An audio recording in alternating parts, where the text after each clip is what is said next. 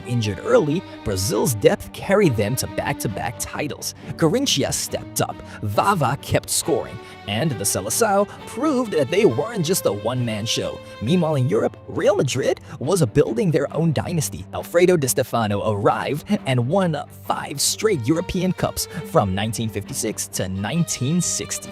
He could play anywhere on the pitch and scored in every single final. The Hungarians followed it up by revolutionizing tactics in the early 50s. Puskás, Kocsis, and Hidakuti destroyed England 6-3 at Wembley, the first time England ever lost at home to a continental team. But then came the 1954 World Cup, and West Germany pulled off the miracle of Bern. They beat the unbeaten Hungarians 3-2 in the final, and suddenly, underdogs everywhere believed that anything was possible. Televisions started broadcasting matches regularly, and players became global superstars overnight. Kids from every country wanted to play like Pele or Di Stefano. In 1970, Pele completed his masterpiece. Brazil's team in Mexico was pure poetry.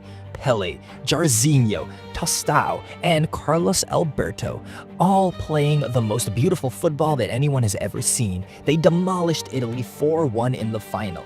That Brazilian squad didn't just win games, they made people fall in love with football. Every touch was perfect, every move had flair, and Pele orchestrated everything like a conductor. Through all of this, Pele was the constant. He won 3 World Cups, scored over 1,000 goals, and turned football into art. His bicycle kicks and impossible skills made him bigger than the sport itself. The game exploded globally during these years, from Di Stefano's elegance to Hungary's innovation to Garrincha's magic to Pele's pure genius. Television brought it all to living rooms worldwide. Club football evolved with the European Cup. International football reached new heights, and Pele's Brazil set the standard for how the game should be played. 5 different countries won World Cups during these years, but Brazil's 3 titles with Pele made them football royalty. It was all beautiful, and Pele's legend was complete. The best football player ever to live. The Cruyff and Beckenbauer era. West Germany kicked things off in 1974 with their 2nd World Cup, led by Franz Beckenbauer and Gerd Müller, but behind the scenes, something bigger was brewing.